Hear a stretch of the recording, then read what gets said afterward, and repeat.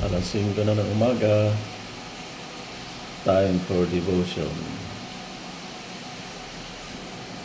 This is our home life group.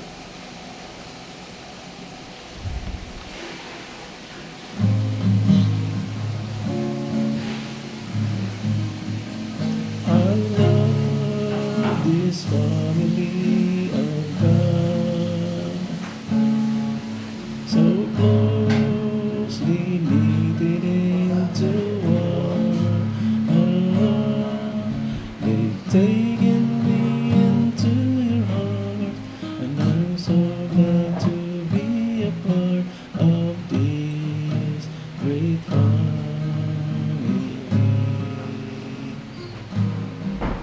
I love this family of God, so closely knitted into one.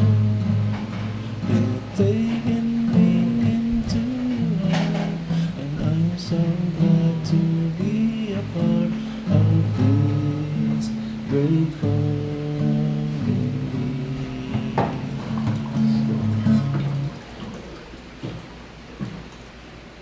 Thank you, Lord, for this day. Gabihan na po kami sa pag-aaral ng iyong pinagbataan na salita.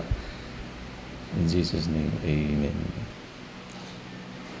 Hebrews chapter 6. Kunin lang natin yung pinaka-key.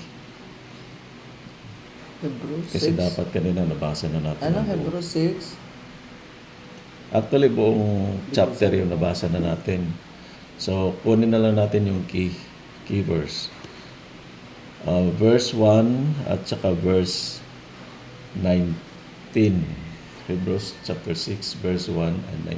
Sabi dito, therefore, leaving the discussion of the elementary principles of Christ, let us go on to perfection, not laying again the foundation of repentance from dead work and of faith and toward God, of the doctrine of baptism, for laying on of hands, of resurrection of the dead, and of eternal judgment. So, kunin niyo pala natin yung kunin natin yung verse 17 bago tayo mag-verse 19. Sabi nito, thus God determining to show more abundantly to the heirs of promise the immutability of his counsel, confirmed it by an oath, but by two immutable things in which it is impossible for God to lie, we might have strong consolation who have fled to refuge to lay hold of the hope set before us. Tapos yung pinaka-verse na Hebrews chapter 6, verse 19. This hope we have an anchor of the soul. Last verse. Verse 19.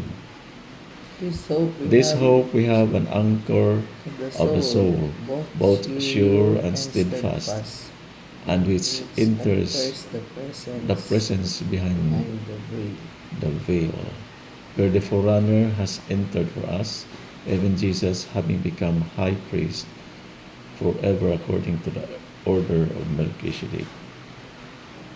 Ito yung theme verse ng buong taon kasi ito yung binigyan Pastor Dave noong anniversary. Anchor. Faith.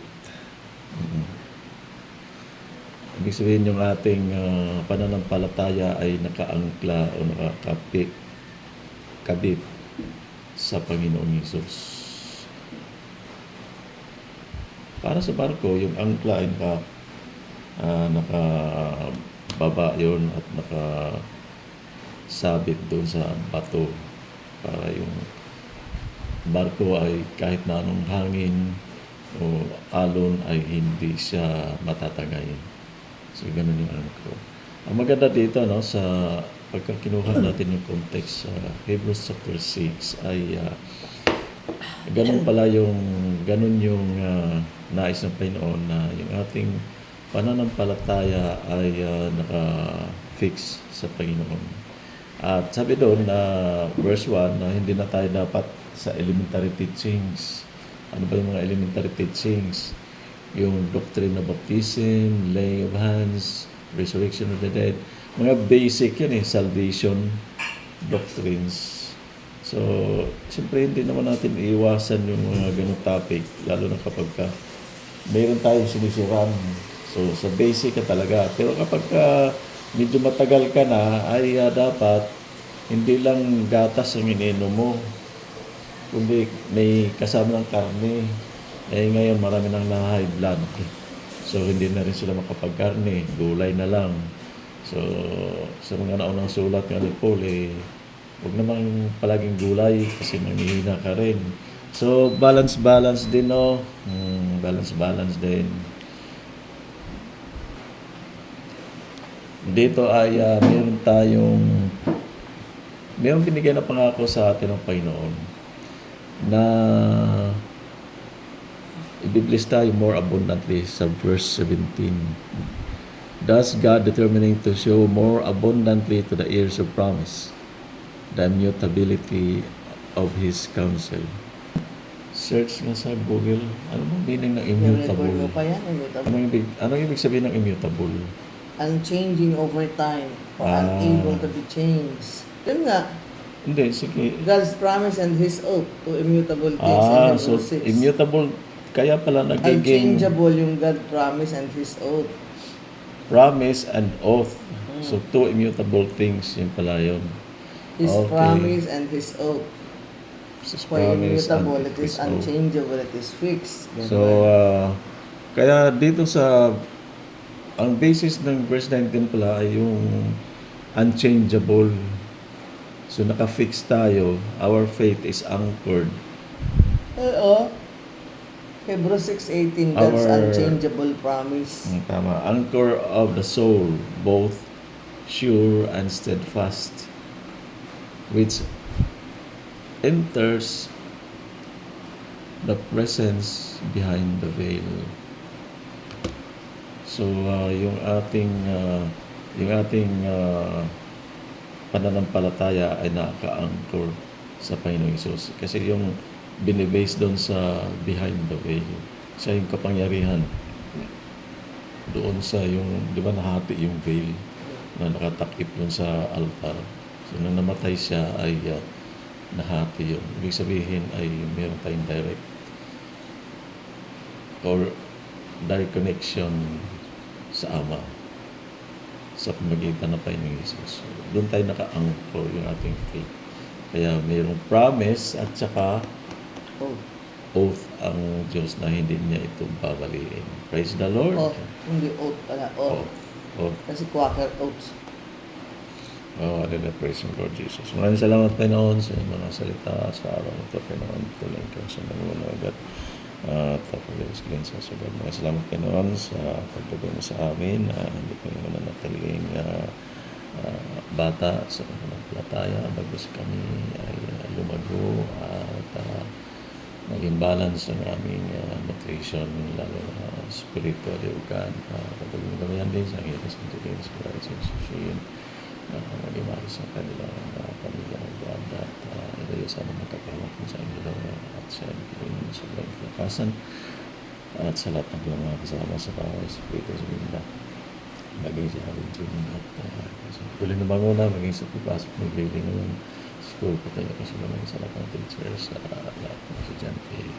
At ganun po Panginoon sa aming gobyerno sa bansang Pilipinas, ikaw sa patuloy na pagbilos at ikaw siyang mag-iingat, layo sa mga kapahamakan, magkaroon ng smooth transition ng power ng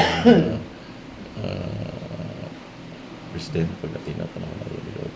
At ganun po Panginoon, thank you Lord sa progress sa mga bansang Pilipinas sa likod ng mga pagsubok, ang mga trahedya na ito ay ang mga calamities na natin mga paghandaan. Sa lahat ng aming kamag-anak at kaibigan, kayo patuloy na matagpo sa lahat ng pangailangan at sa walhog kami rin ikaw sa patuloy na magpala sa lahat ng mga kasama at magpanalangin pagkapinili in Jesus. Yes, Lord God, maraming salamat Panginoon sa mga ito muli sa iyong pag-iingat sa buong magdamag Panginoon. Maraming salamat po. Salamat sa kapangyarihan. And then po Lord sa mga lapit po kami sa Panginoon. Patawad po kami sa aming mga pagkukulang o kasalanan. Yes, Kami ay hindi karapat-dapat na tumawag sa iyo. Kami karapat-dapat kami tumanggap na iyong mga blessings po. Lord, sa araw na ito, Panginoon, tataas po namin lahat po na aming mga gagawin. Mga kami po ay iyong pangunahan.